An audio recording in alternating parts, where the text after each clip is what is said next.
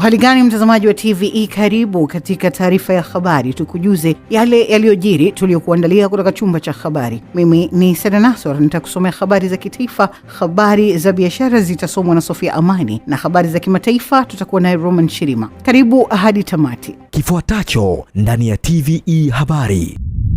Rais Mwinyi asema tamasha la Kizimkazi limefungua fursa za utalii, biashara na uwekezaji. Na katika biashara, Tanzania na China kuimarisha biashara kupitia mfumo wa malipo kwa shilingi. Na katika habari za kimataifa, ajali ziwa Kariba, kivuko chenye zaidi ya abiria 100 chapinduka, 44 wafariki. Karibu mtazamaji wa TVE, na moja kwa moja tuanzie na Rais wa Zanzibar na mwenyekiti wa Baraza la Mapinduzi Dr. Hussein Ali Mwinyi amesema tamasha la Kizimkazi limeendelea kuwa jukwaa muhimu la kutangaza utamaduni, utalii, biashara na fursa za uwekezaji zilizopo Zanzibar, sambamba na kuhamasisha ushiriki wa wananchi katika shughuli za maendeleo. Goodluck Msola anatuarifu zaidi. Rais Dr. Mwinyi amesema hayo Agosti 12 alipozindua rasmi tamasha la Kizimkazi 2026 mkoa wa Kusini Unguja lenye kauli mbiu Kizimkazi kumenoga. Rais Dr. Mwinyi amempongeza Rais wa Jamhuri ya Muungano wa Tanzania Daktari Samia Suluhu Hassan kwa maono ya kuasisi tamasha la Kizimkazi ambalo amesema limeendelea kukuza na kuhifadhi mila na utamaduni pamoja na kuchochea maendeleo ya wananchi wa Kizimkazi na mkoa wa Kusini Unguja kwa ujumla. Tangu kuanzishwa kwake, tamasha hili limeendelea kupata umaarufu mkubwa na hivyo kuvutia washiriki kutoka maeneo mbalimbali ya Zanzibar, Jamhuri ya Muungano wa Tanzania na nje ya nchi. Kwa hakika hii ni fursa muhimu kwa mkoa wa Kusini Unguja na nchi yetu kwa ujumla kutangaza fursa mbalimbali zilizopo zikiwemo za utalii, biashara na uwekezaji, hususan katika sekta ya uchumi wa bluu. Ndugu wageni waalikwa, mabibi na mabwana, nimevutiwa sana na ubunifu wa matukio mbalimbali yaliyopangwa katika kufanikisha tamasha hili. Nimefurahishwa kuona ratiba ya tamasha la mwaka huu imejumuisha mashindano ya ngalawa, maonyesho ya sanaa, michezo mbalimbali, vyakula vya asili, muziki na uzinduzi wa miradi ya maendeleo. Aidha, Rais Dr. Mwinyi amesema tamasha la Kizimkazi linaunga mkono dhamira ya serikali ya kuongeza idadi ya watalii wanaotembelea Zanzibar kutoka watalii 800,000 hadi kufikia watalii 1,500,000 kwa kuongeza matukio maalum ya utalii na kuendelea kutangaza vyema vivutio vya asili, urithi wa kihistoria, utamaduni, vyakula na ukarimu wa watu wa Zanzibar. Awali akiongea kwenye tamasha hilo, mkuu wa mkoa wa Kusini Unguja Hamida Musa Hamis amemweleza Rais Daktari Hussein Ali Mwinyi kwa tamasha hilo la Kizimkazi limeleta fursa kubwa kwa wananchi wa mkoa huo. Mheshimiwa, tamasha la Kizimkazi Festival limeleta fursa kubwa sana kwa wananchi wa mkoa huu, lakini serikali yako unayoiongoza imefanya miradi mikubwa sana ambayo wananchi wa mkoa wa Kusini Unguja tumekuwa tukijivunia nayo. Yapo mengi ulioyaanzisha huku katika sekta zote. Tumeanza katika miradi ya afya, miradi ya barabara na kuimarisha miundombinu mingine, lakini tuna miradi mikubwa ya elimu na kadhalika. Na miradi yote hiyo miongoni mwayo imo kwenye ratiba ya mwaka huu ya Kizimkazi Festival. Kabla uzinduzi huo, Rais Daktari Mwinyi akiwa na mkewe Mama Mariam Mwinyi, viongozi mbalimbali wa Serikali ya Mapinduzi ya Zanzibar, Chama cha Mapinduzi, waliwasili na kufanya matembezi kuanzia Kibuteni hadi Kizimkazi Mkunguni pamoja na mazoezi ya viungo, na alikagua mabanda mbalimbali ya maonesho.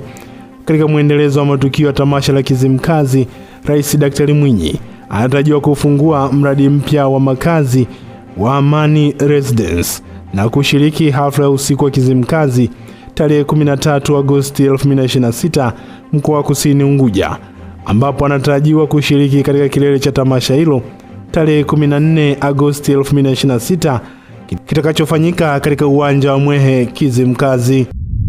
Jeshi la polisi mkoani Dodoma linawashikilia watuhumiwa 4 kwa makosa ya mauaji na ubakaji, mtuhumiwa mmoja kwa kosa la kulawiti pamoja na watuhumiwa 4 kwa kutenda kosa la ubakaji wa kundi katika misako iliyofanyika kati ya Julai 8 hadi Agosti 12 mwaka huu. Josephine Kaponya atatuarifu zaidi. Kwa mujibu wa taarifa ya jeshi la polisi, katika kipindi hicho polisi mkoa wa Dodoma wamefanikiwa kukamata jumla ya watuhumiwa 248 kwa makosa mbalimbali katika maeneo ya mkoa huu. Kati ya hao watuhumiwa 77 wamekamatwa wakiwa na vitu mbalimbali ikiwemo dawa za kulevya aina ya mirungi kilo 42 na gramu 800, bangi kilo 42 na gramu 290, bidhaa bandia aina ya kicks pisi 4105 ambazo ni pombe kali mali ya kampuni ya Ejeko, mifuko 17 ya sabuni aina ya Dof, fimbo 15 zidhaniwazo ni milipuko aina ya baruti, mafuta ya diesel lita 59, watuhumiwa 2 wa kesi ya kutupa kichanga, mtuhumiwa 1 wa kesi ya unyang'anyi wa kutumia pikipiki, watuhumiwa 27 wa kesi ya usafirishaji haramu wa binadamu, watuhumiwa 6 wa wizi wa mifugo na pikipiki, watuhumiwa 6 wa uvunjaji na watuhumiwa 92 wa makosa mengine.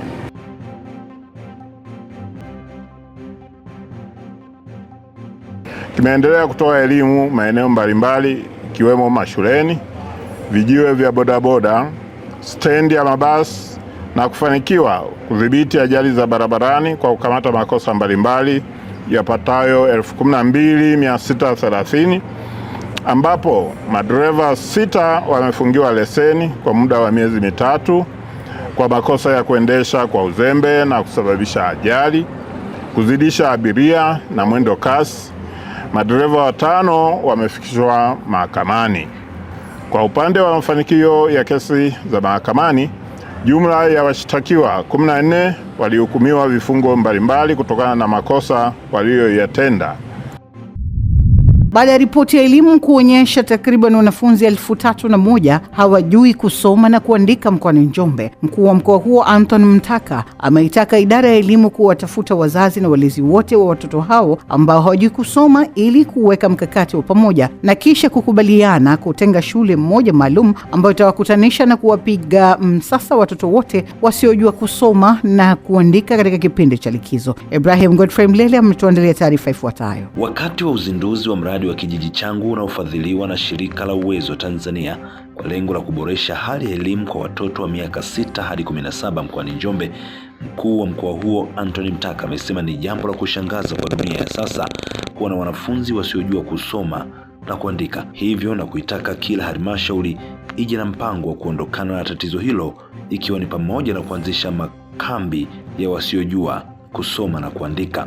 Hawa watoto ambao nimeona hapa kwenye karatasi kwamba mkoa wa Njombe jumla tuna watoto 3001 hawajui kusoma na kuandika, watoto wa kiume wakiwa ni 1450, watoto wa kike wakiwa ni 1551 hawajui kusoma na kuandika.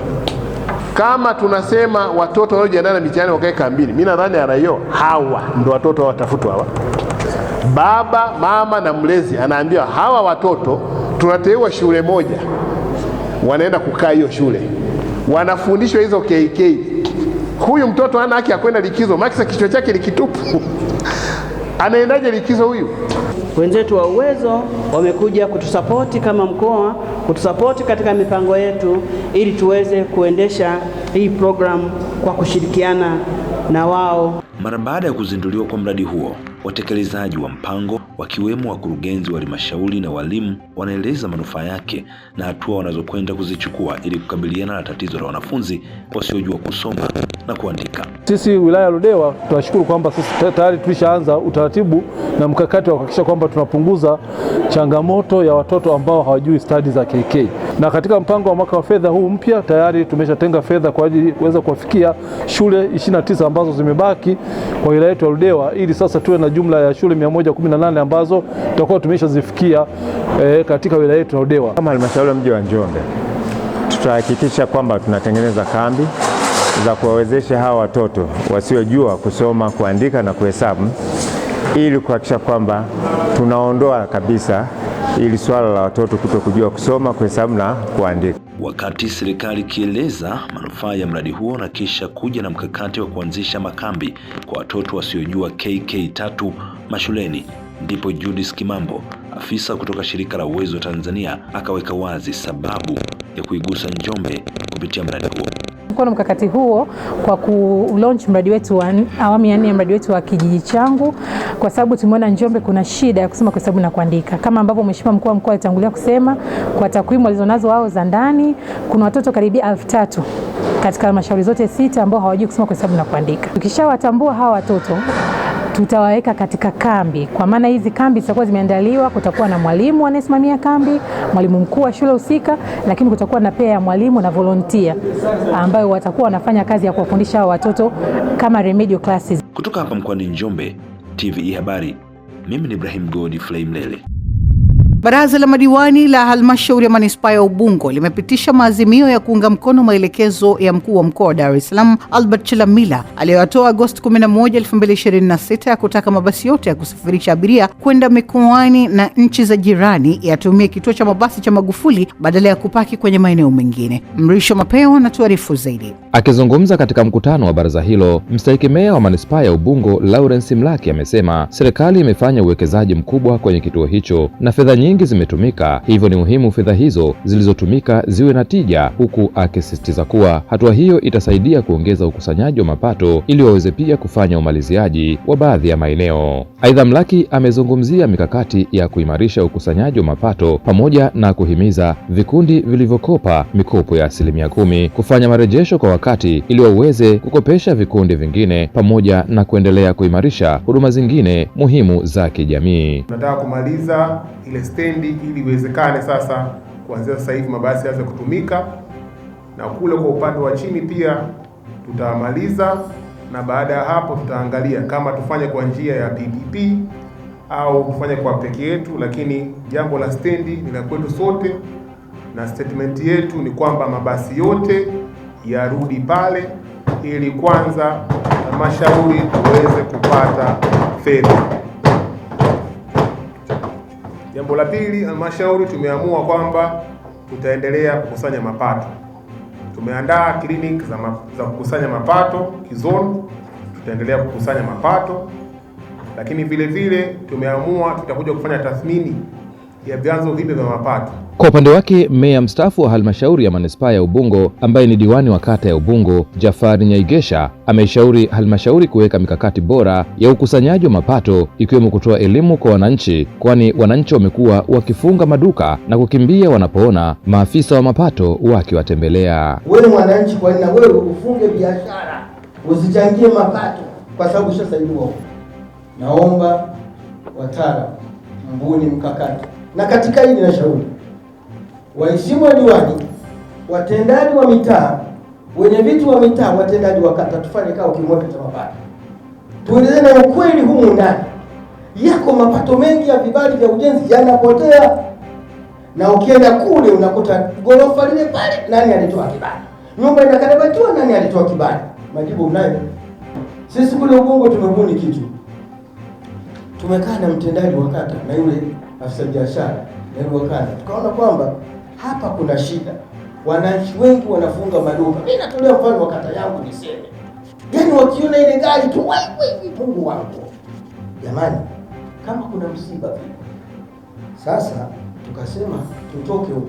Kupitia mkutano huu wa baraza la madiwani walipata fursa ya kuuliza maswali ya papo kwa papo, ambapo mbunge wa jimbo la Kibamba ambaye ni waziri wa mawasiliano Angela Kairuki akahitaji kujua mikakati ya halmashauri hiyo kudhibiti ufugaji holela wa mbwa ambao wamekuwa wakihatarisha usalama wa maisha, ambapo kaimu mkurugenzi wa halmashauri hiyo Shadrack Maximilian ameeleza mipango ya kudhibiti mbwa hao. Tumekuwa tukishuhudia kero kubwa na nimekuwa nikipokea mimi pia pamoja na diwani wa kata ya Kibamba malalamiko makubwa kuhusiana na mbwa wanaozurura mitaani katika kata mbalimbali ikiwemo ya kata ya Kibamba, lakini pia kata ya Mbezi, Saranga pamoja na kata nyingine za jimbo la Kibamba. Tumekuwa tukishuhudia mbwa hao wakihatarisha usalama wa wananchi, hususan watoto, ambao yamekuwa kitokeza matukio ya watoto kung'atwa na mbwa hao, na yapo matukio ambayo yamekuwa yakisikitisha, na liko tukio mojawapo limepelekea mpaka kifo cha mtoto katika mtaa wa Kibwegere Manzese katika kata ya Kibamba. Ningependa kufahamu ni nini mpango na mkakati wa manispaa yetu ya Ubungo wa kudhibiti na kuondoa mbwa hawa kama dharura, operation ambayo itachukua muda mrefu na kuhakikisha wanaondolewa kabisa ili wasiweze kudhurura mtaani katika kata hizo ya Kibamba, Mbezi, Saranga na kata nyinginezo katika jimbo la Kibamba na jimbo la Ubungo kwa ujumla, ikiwa ni pamoja na kutoa chanjo ya kichaa cha mbwa au rabies na kuchukua hatua za haraka za kuwalinda wananchi hasa watoto dhidi ya madhara yatokanayo na mbwa hao. Mbwa, kweli Mheshimiwa Mbunge, kama ulivyosema, kumetokea mlipuko wa mbwa ambapo wanaumiza watu hasa katika kata za Saranga, Mbezi na maeneo mengine kama ulivyotaja. Katika hatua sisi manispaa tumechukua hatua ambapo mpaka kufikia sasa mbwa 141 wameshadhibitiwa, lakini vile vile tumeshatoa chanjo kwa mbwa zaidi ya 786, na sisi kwenye akiba yetu tuna chanjo 1134 tukiwa tunaendelea na hilo zoezi. Lakini hatua muhimu ni ya kutoa elimu kwa wananchi, tukianza na watu wazima ambao ni wananchi, lakini kupitia shule. Mpango wetu tumepanga kuanzia sasa tunafika katika shule zote ambazo ziko manispaa ya Ubungo za binafsi na za serikali. Tunategemea kufikia mwezi wa 9 tarehe 30 tutakuwa tumefikia shule zote kuwapa elimu watoto, kwa sababu watoto kwanza ndio waathirika wakubwa, lakini vile vile watoto ndio wanakuta hata nyumbani ndio wanaohusika na kutunza mbwa.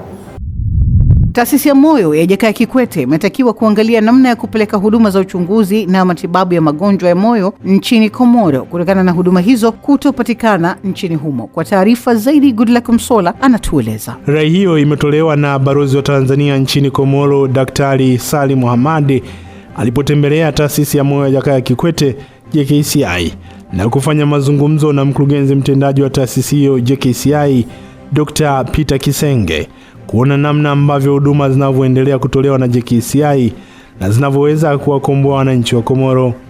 Daktari Hamadi amesema kuwa baada ya JKCI kuweka kambi maalum ya matibabu ya moyo katika kisiwa cha Anjuani kilichopo nchini Komoro, uongozi wa kisiwa hicho umeitaka JKCI kuingia mkataba nao na kuendelea kufanya kambi za mara kwa mara za matibabu, jambo ambalo linaonesha umahiri wa huduma zinazotolewa na wataalamu kutoka JKCI. Kwa upande wake, mkurugenzi mtendaji wa taasisi ya Moyo ya Jakaya Kikwete JKCI, Dr. Peter Kisenge, amesema uhitaji wa huduma ya matibabu ya moyo nchini Komoro ni mkubwa kutokana na mwitikio uliokuwepo wakati wa kambi ya matibabu ambayo imefanyika mwezi Oktoba mwaka uliopita katika kisiwa cha Anjuani. Takriban wanafunzi 9,700 kutoka shule za msingi 50 katika halmashauri ya wilaya Songea, Mbinga na Tunduru mkoani Ruvuma wananufaika na mpango wa kidigitali wa mbinu shirikishi za ujifunzaji Msingi Tech wenye lengo la kuboresha ujuzi na uelewa wa kusoma, kuandika na kuhesabu KKK kwa wanafunzi wa darasa la kwanza hadi la 3.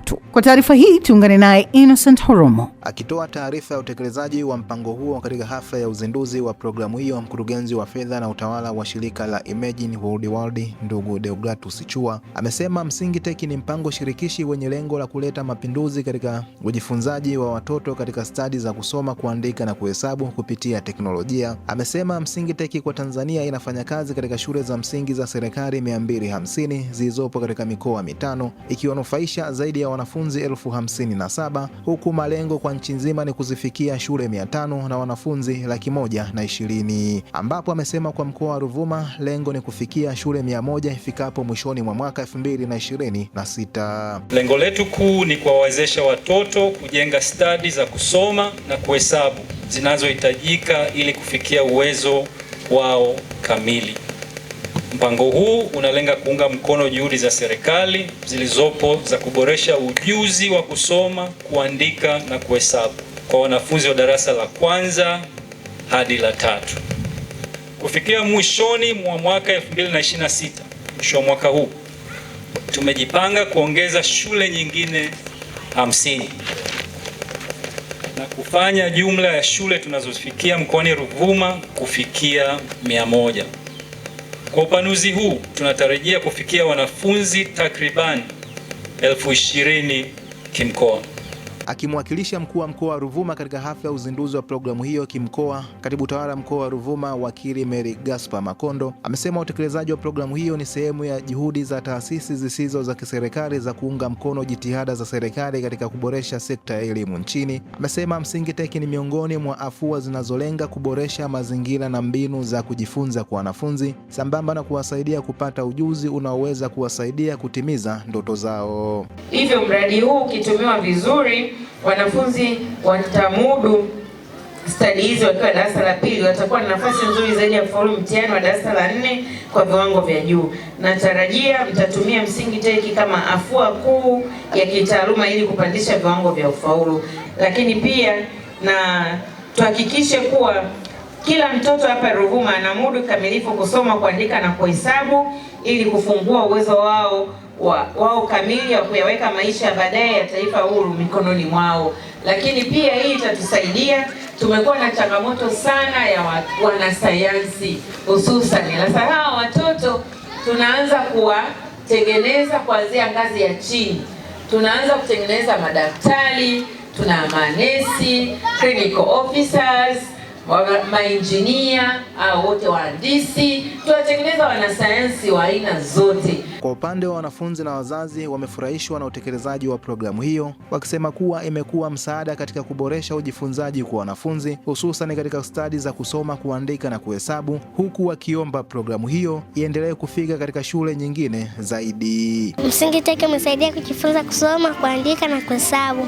Msingi kwenye huu mradi ambao tumeupata kwenye shule ya msingi Umbalo umetusaidia kuboresha elimu kwa kiwango cha juu. Kimsingi hadi sasa watoto wana uwezo wa kusoma, kuandika na kuhesabu. Lakini pia imetusaidia hata kwenye upunguza utoro kwa watoto wetu, imetusaidia sana kwa maana watoto wanavutiwa na vishikwambi ambavyo viko shuleni, kwa maana kila siku mtoto ana jitihada ya kwenda shuleni. Waziri wa Fedha Balozi Khamis Musa Umar amesema mkoa wa Mbeya na maeneo ya nyanda za juu kusini yana fursa kubwa ya kuongeza mchango wake katika uchumi wa Tanzania kwa kuimarisha uzalishaji, kuongeza thamani ya mazao na kukuza shughuli za viwanda. Huyu hapa Rachel Chacha anatueleza zaidi. Balozi Omari amesema hayo alipokuwa akizungumza wakati alipotembelea ofisi za mkoa za Chama cha Mapinduzi CCM jijini Mbeya katika ziara yake ya kikazi ya siku moja mkoani humo. Amesema kuwa eneo la nyanda za juu kusini linachukua takriban 20% ya eneo lote la Tanzania, lakini mchango wake katika pato la taifa bado haujaendana kikamilifu na ukubwa wa eneo na fursa zilizopo. Fursa ya mkoa wa Mbeya kutoa mchango mkubwa zaidi wa kiuchumi katika taifa letu na kukuza uchumi wa mkoa hiyo, lakini kuwa na mchango mkubwa zaidi kwa uchumi wa taifa. Nilikuwa naangalia numbers kwa sababu ya kuja hapa. Ukiangalia nyanda za juu kusini, kwa upande wa kilimo kama ulivyosema mheshimiwa, ndio ambao eneo ambalo linaongoza kabisa. Bila shaka kwa mkoa mmoja Mbeya inaongoza. Lakini kwa jiografia yetu nyanda za juu kusini na takriban 1/5 ya eneo lote la nchi. Kwa maana ya 20%. Kwa hiyo kama utakuwa na square meters, kati ya kila square mita 5 basi moja itakuwa nyanda za juu kusini. Akizungumzia shughuli za uchimbaji wa madini mkoani Mbeya, amesisitiza umuhimu wa kuimarisha ulinzi wa mazingira na afya za wachimbaji pamoja na wananchi wanaoishi katika maeneo yanayozunguka shughuli za uchimbaji, kwa kuwa pamoja na manufaa ya kiuchumi yanayotokana na uchimbaji wa madini, serikali inapaswa kuhakikisha shughuli hizo zinafanyika kwa kuzingatia usalama wa afya za wananchi na mazingira. Kwa upande wake, mbunge wa Mbeya mjini Patrick Mwalunenge amesema mkoa huo una uwezo mkubwa wa kuongeza mchango wake katika uchumi wa taifa kupitia sekta za uzalishaji, hususan kilimo, viwanda na biashara. Lazima tuangalie jinsi gani tunaweza kufanya ili sekta hizi za uzalishaji tuziimarishe vizuri zaidi ili serikali iweze kupata mapato. Sababu zao la chai likisimama, maana yake serikali itapata mapato ya kutosha. Jambo jingine ni ile kuunganisha hizi sekta ndogo ndogo za uzalishaji. Kwa maana wa vijana, bodaboda, bajaji, machinga, mamalishe, vinyozi. Huku Mheshimiwa Waziri, kuna fedha nyingi sana na tumekuwa tukiongea mimi mara nyingi. Yale makundi yana fedha nyingi lakini hawajaunganishwa. Sasa kule uliwekewe mkazo, kiwezekana iundwe sera maalum kabisa ya kuhakikisha tunayatambua ya makundi na ni iwe sekta maalum. Sababu kule sasa hivi wako vijana wa vyuo vikuu wanaisha bodaboda, wako vijana wa vyuo vikuu ni machinga, wana elimu zao kabisa. Kwa hiyo tukiwatengenezea mifumo rasmi, ni fedha nyingi sana tunaweza kuzikusanya kule na wakaja kuwa baadaye walipaji kodi wakubwa, lakini wakasaidia kwenye sekta za uchumi kwenye nchi yetu. Naye mbunge wa jimbo la Lupa Chunya, Masache Kasaka, amesema utekelezaji wa miradi ya maendeleo na upatikanaji wa fedha kwa wakati ni muhimu katika kuongeza kasi ya shughuli za uzalishaji na kuimarisha uchumi wa mkoa wa Mbeya. Imani yetu kwamba uzalishaji wa dhahabu ndani ya wilaya yetu ya Chunya utaongezeka. Sasa hivi tuna wastani wa kuzalisha kilo 400 kwa mwezi. Na kwa wachimbaji wadogo kwa Tanzania, Chunya ndio tunaongoza. Tunazalisha kilo 400 kwa mwezi. Kwa hiyo tunaamini tupata umeme wa uhakika na survey zikiweza kufanyika za kutosha, imani yetu tutakwenda kwenye kilo 450 mpaka kilo 500 na uchumi wetu utazidi kukua. Mwaka jana kupitia mfuko mkuu tuliweza kuchangia zaidi ya bilioni 76 wilaya yetu ya Chunya kwenye upande wa dhahabu tu peke yake. Lakini pia upande wa pili ambako tunalima tumbaku pia tumekuwa ni wazalishaji wakubwa. Tuseme kwa Tanzania, Chunya tunaweza tukawa ni wa kwanza kwa wachimbaji kwa wakulima wadogo wa tumbaku, kwa sababu maeneo yote tunaolima tumbaku, mkoa unaoongoza ni mkoa wa Tabora, unalima mkoa mzima. Lakini sisi kwa mkoa wa kitumbaku wa Chunya tuko wilaya moja na ni tarafa moja tu pekee yake ambayo inalima. Sheikh mkuu wa Jumuiya ya Waislamu wa dhehebu la Shia Ithna Sharia Tanzania TIC, Hamad bin Jalala, amewataka vijana nchini kutokubali kutumiwa vibaya kwa maslahi ya watu wengine, badala yake wawe mstari wa mbele katika kulinda amani, umoja na maslahi ya taifa. Taarifa hii imeandaliwa na Recho Chacha. Akizungumza Agosti 12 jijini Dar es Salaam wakati wa matembezi ya amani ya kuadhimisha kifo cha Mtume Muhammad, Sheikh Jalala amewasisitiza vijana kuyachunguza mambo kwa kina na kuwa na mtazamo mpana ili waweze kuelewa ukweli wa mambo, hivyo kuweza kuepuka kupotoshwa. Vijana wao ndio walengwa. Kwa hiyo kubwa kwa vijana ni mambo yafuatayo. Jambo la kwanza, vijana lazima wayasome mambo nje ya boksi, wayasome mambo nje ya haya wanayoyatambua. Kwa ibara nyingine, vijana wewe watafiti, vijana wazame, wasiyachukulie mambo juu juu. Vijana watakapoyachukulia mambo juu juu, huenda wakapoteza jambo lao kubwa kwa sababu ya kutoyajua mambo kwa undani. Lakini jambo la pili, vijana wanalengwa kwenye jambo la maadili na jambo la akhlaq. Kwa hivyo siku hii ya kumkumbuka mtume na kifo cha mtume, kama kuna jambo vijana la kulienzi, la kulivaa kisawasawa, ni jambo la maadili yao. Lakini mwisho, vijana wao ndiyo chachu ya maendeleo ya nchi. Kwa hivyo wasiwe sababu ya kuvuruga nchi yao, wawe sababu ya kuitengeneza nchi yao. Kwa upande wake, mkuu wa taaluma chuo cha Al Mustafa Rehan Yasin amesema vijana wana nafasi kubwa ya kunufaika katika sekta mbalimbali muhimu kutokana na nguvu na uwezo walionao katika kipindi cha ujana. Amesisitiza kuwa vijana hawapaswi kuchukulia mambo kwa mhemko, bali wanapaswa kufanya maamuzi sahihi kwa kuzingatia busara, uchunguzi na maslahi mapana ya taifa. Kwa maana kijana una fursa kubwa ya kuweza kufaidika sawasawa katika nyanja ya elimu, kufaidika sawasawa katika nyanja ya taarifa na kuchukua taarifa sahihi, lakini kufaidika katika kila sekta ya ujana wako. Haya ni katika mafunzo ambayo mtukufu Mtume Muhammad sallallahu alaihi wa alihi wasallam aliasa kwa vijana, kwa maana tusichukue mambo kwa muhemko, tusiutumie vijana wetu kwa kuharakia kuchukua maamuzi. Taarifa yoyote inapokufikia kama kijana, kwanza unatakiwa kuitafiti na kuangalia uhalisia wake ni upi, ili kuweza kuchukua ni lipi sahihi. Kwani leo hii tumekuwa na upotoshaji wa kihabari ambapo wamekuwa naso. Jambo hili halijaanza leo, ni jambo ambalo limeanza kipindi tangu, na ndio maana tunakuta mjukuu wa mtukufu Mtume Muhammad sallallahu alaihi wa alihi wasallam akiwa katika ardhi ya karbin wa bala, abaki akiwa peke yake na akikosa mtu wa kuweza kumsaidia. Mchango mkubwa ilikuwa ni kwa sababu watu walipotoshwa na kudanganywa na kuamini kwamba yule anachokifanya sio sahihi, bali ametoka nje ya dini. Mamlaka ya usimamizi wa bima nchini TIRA imewataka wadau wa sekta ya bima nchini kubadili utendaji wao wa kazi ili uendane na kasi ya mpango mkakati wa Dira ya Taifa ya Maendeleo 2050 ambayo inataka Watanzania milioni 40 kuwa na bima kutoka idadi ya Watanzania milioni 26 kwa sasa hadi ifikapo mwaka 2050. Goodluck Msola anatuarifu zaidi. Akizungumza jijini Dar es Salaam baada ya kutembelea moja ya kampuni za bima ya maisha ya Jubilee Life Insurance, kamishina wa bima nchini Bagayo Sakware amezitaka kampuni za bima kubadili namna ya mifumo ya kiutawala, mahitaji ya kampuni pamoja na ubunifu ili kuendana na utekelezaji wa mpango wa Dira 2050 katika kuongeza idadi ya watumiaji wa bima, hasa kutokana na ukuaji wa kipato kwa Mtanzania, ambapo katika miaka ijayo kipato hicho kitakuwa na kupelekea uhitaji mkubwa wa bima za afya, maisha pamoja na bima za kulinda mali. Ifikapo 2050 watu milioni 40 wa Tanzania wawe na bima za afya. Sasa hivi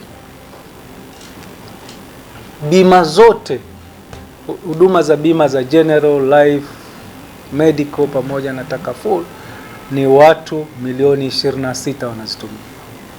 Kwa hiyo ikifika 2050 tunataka kuwa na watu milioni 40. Kwa hiyo tunawaelekeza makampuni waweke mikakati, mipango ambayo itafanya kila mtu awe na bima ya afya, lakini kuwe na bima za life vile vile kwa hao ambao wanatoa life na wengine. Aidha, kamishna Sakware ameeleza kuwa katika mpango wa miaka 6 wa TILA ambao umelenga kupunguza udanganyifu katika sekta ya bima, ambao kwa sasa ni 5% ya soko la bima, watahakikisha kampuni za bima nchini zinakuwa na mifumo imara kudhibiti udanganyifu, hususan katika sekta ya bima. Kuhakikisha watu gani ambao hawapo sasa hivi kwenye mfumo wa bima watengenezewe bidhaa na huduma zao waingie kwenye mfumo wa bima. Tunaongelea wakulima, wavuvi na watu wa aina hiyo. Kwa hiyo hayo ni maeneo ambayo dira imetuelekeza. Lakini eneo lingine ni kuhakikisha soko hili ni stahimilivu, endelevu na salama. Hilo sasa sisi ndo jukumu letu tuliopewa kwenye dira. Na mojawapo ni ile nilotaja kwamba soko hili liwe himilivu, stahimilivu na endelevu, lazima iwe na mitaji ya kutosha, lazima iwe na system robust za kuhakikisha zina control nzuri fraud, lakini tutafanya ukaguzi wa mara kwa mara kuhakikisha tunawaelekeza kuwa na soko salama ili wananchi waamini mfumo wa bima unaendeshwa na watu au taasisi ambazo zina wataalamu wazuri lakini financially nao wako vizuri. Kwa upande wake, afisa mtendaji mkuu wa Jubilee Life Insurance Dr. Helena Mzena amesema kama wadau wa sekta ya bima nchini wamejipanga kufanya baadhi ya mabadiliko ya kiutendaji, ikiwa ni pamoja na kuwekeza katika miundombinu ya tehama, ambapo kwa Jubilee imewekeza zaidi ya dola milioni 23 za Kimarekani katika mifumo ya kidijitali, huku akiainisha kuwa kwa sasa changamoto kubwa ya Watanzania katika kufikia bima za maisha inachangiwa kwa kiasi kikubwa kukosa elimu ya kutosha ya bima ya maisha. Nimetoa hapa mfano mwaka 2019 mwaka mzima tulikuwa tunatoa bima za polisi kwa mtu mmoja polisi 500 tu, lakini kwa sasa hizi na miaka hii ya hivi karibuni kwa mwaka polisi 8,000, na hii yote imetokana na kwamba tumeanza kuelimisha jamii na tunaenda hadi mikoani. Jambo la pili ni kuhusiana na changamoto mbalimbali ambazo tumeziwasilisha.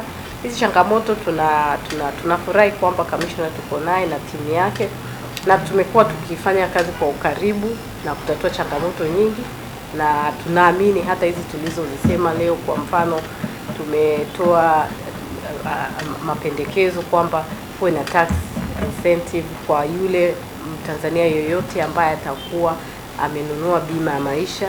Hii itamu-encourage mtu kwamba napata tax incentive, nipate hela zaidi ya kununua bima maisha. Kwa hiyo hii ina mapana ya jinsi kuielezea, ambao ni kitu muhimu sana ambacho kita encourage wengi wawe nayo. Wafugaji katika kata ya Kolandoto, Kitangiri na Ibadakuli, manispaa ya Shinyanga, wameiomba serikali kuongeza elimu ya ufugaji wa kisasa ili kuwasaidia kukabiliana na magonjwa ya mifugo ambayo yamekuwa yakisababisha vifo na hasara kubwa kwa wafugaji, hususan wakati wa milipuko ya magonjwa. Mwamvita Mkondo ameandaa taarifa hii kutoka Shinyanga. Nimeona ni dawa nyingi sana ambazo zimetumika, lakini hatima yake mifugo hawaponi. Ombi hilo limetolewa na madiwani wa kata hizo wakati wa kikao cha baraza la madiwani la manispaa ya Shinyanga, wakieleza kuwa ongezeko la vifo vya mifugo linachangiwa kwa kiasi kikubwa na ukosefu wa elimu ya kutosha kuhusu ufugaji wa kisasa, kinga na udhibiti wa magonjwa. Wamesema baadhi ya wafugaji hao wanatumia njia za asili katika ufugaji, hali inayoweza kuongeza hatari ya kuenea kwa magonjwa na kusababisha hasara kubwa pindi yanapotokea magonjwa ya mlipuko. Tunapata shida sana na mifugo wetu wanakufa sana. Mimi ndani ya wiki moja nilipoteza ng'ombe 3. Lakini huyo unasema mtaalamu kwamba yupo, huenda kweli yupo na anakupa taarifa kwamba anapita kwa wafugaji. Hatupati huduma kule.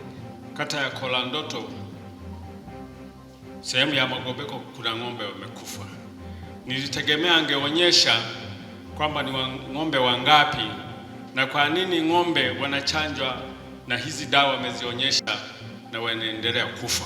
Ng'ombe wanaokufa ni wale nzagamba wakubwa, sio wadogo, na anaugua siku 2 anakufa. Wametushauri kuchanja, lakini unapochanja ndio anakufa kabisa. Kwa upande wake, mkuu wa idara ya mifugo wa manispaa ya Shinyanga ameeleza hatua zilizochukuliwa katika kukabiliana na changamoto hiyo, ikiwemo kuwafikia wafugaji na kuwapatia elimu na hatua za kudhibiti magonjwa ya mifugo. Tumechukua sampuli na majibu tumerudisha hata kwa wafugaji wenyewe, ikionyesha kwamba kozi ya vifo vile sio chanjo. Na pamekuwa niseme tu na mwitikio hasi, kwa sababu moja ya kata ambayo niliongoza chanjo ni mimi mwenyewe. Nilikwenda, kuna baadhi ya sehemu ambapo wafugaji hawakuleta kabisa mifugo yao.